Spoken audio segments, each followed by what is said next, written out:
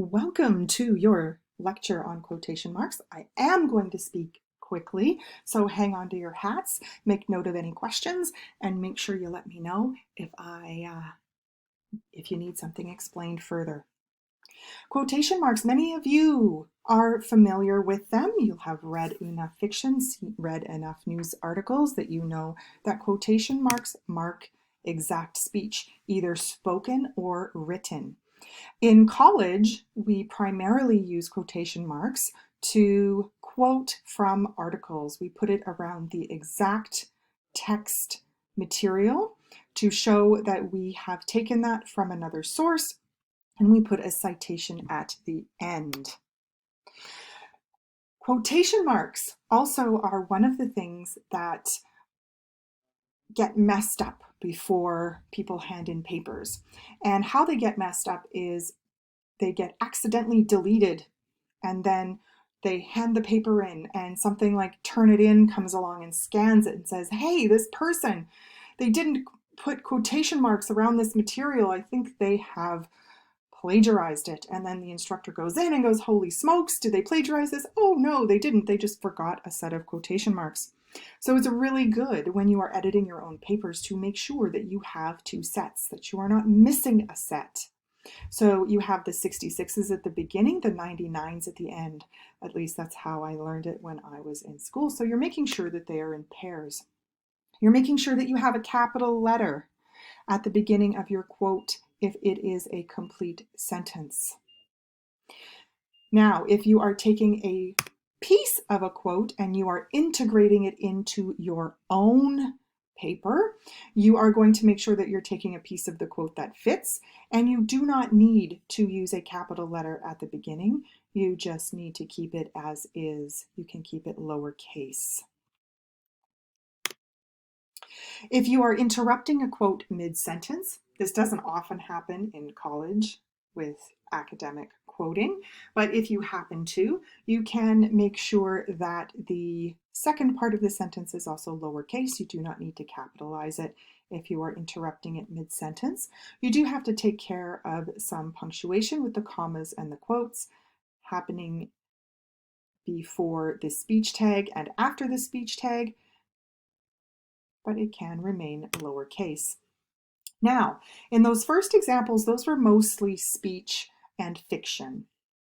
And if you are working with speech and fiction, if you're asked to write a short story, if you are reporting an interview, in those examples above, the period or comma punctuation always comes before the final quotation mark. And it comes before the final quotation mark unless you are providing an APA or MLA in-text citation. Now, most of the time at college, you are giving an in-text citation. So you are going to be reporting from whom, where and from whom you are citing.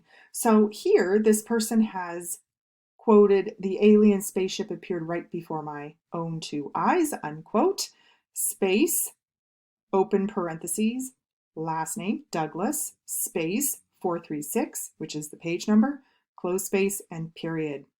So we know precisely that this quote comes from this person, and then the reader will flip to the works cited page or the reference page if it's APA and see Douglas on the list and be able to get full reference information so that they can go and find that book and read it as well. So in these instances, you do not have a period after eyes. You only have the period after the in-text citation.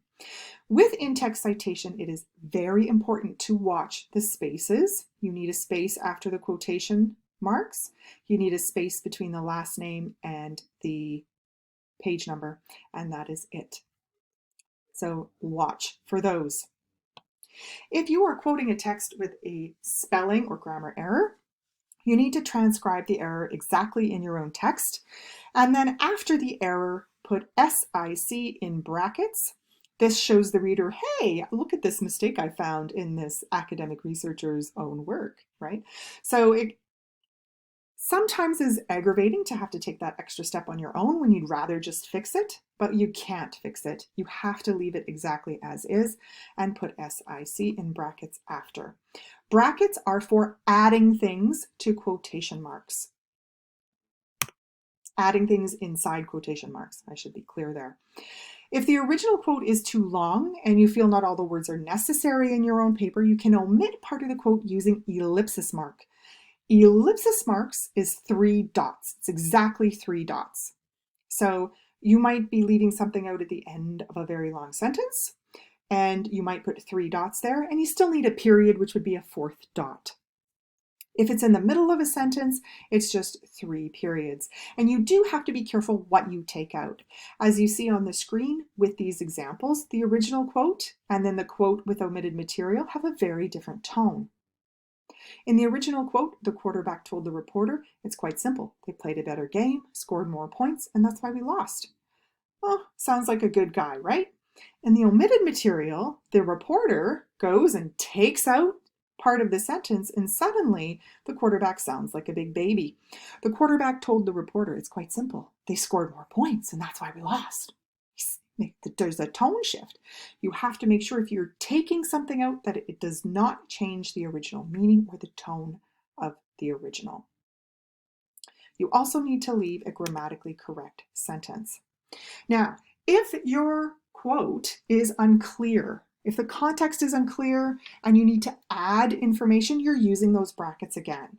So brackets are for adding information inside a quote, ellipsis marks for taking it away. The quarterback told the reporter, it's quite simple. They, the other team, played a better game, scored more points, and that's why we lost. You'll see this most often with unclear pronouns like they, he, or she. You will use single quotations to enclose quotes within another quotation.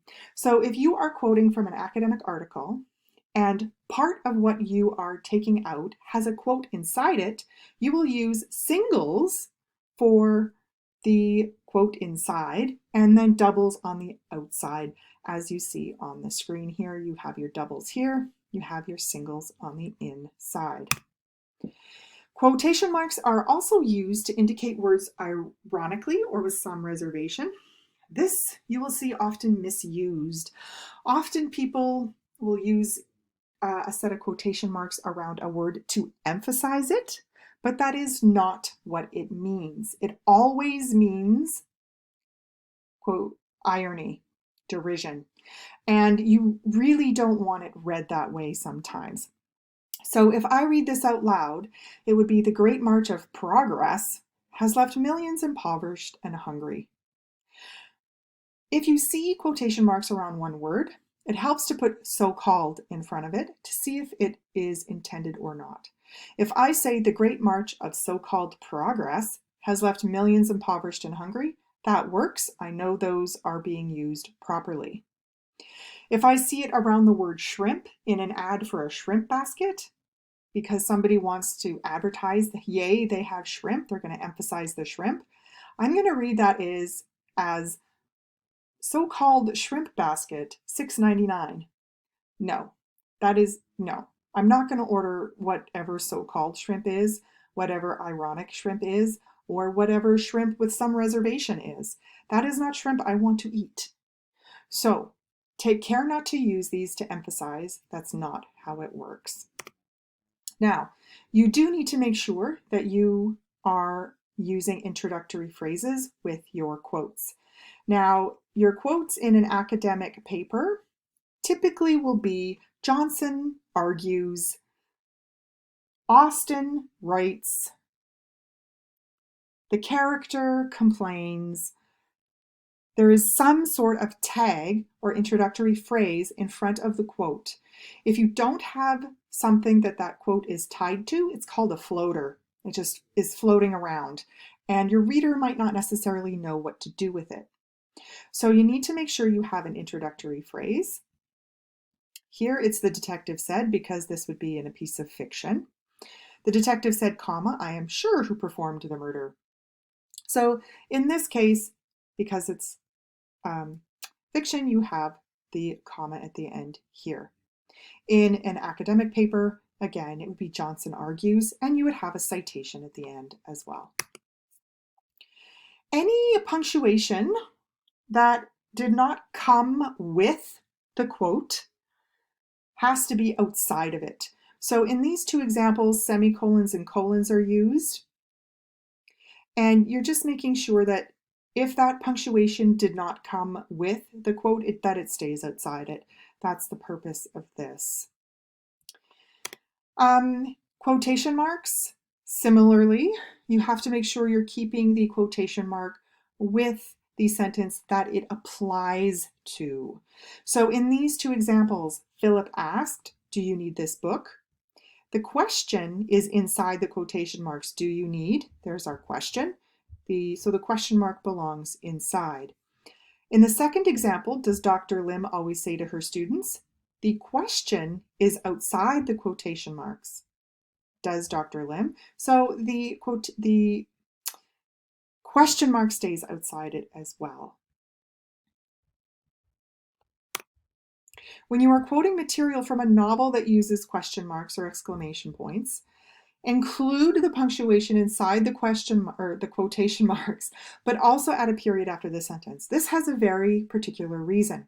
So if you kept the punctuation, the exclamation point here, only after the in-text citation, then the emphasis would be on the in-text citation.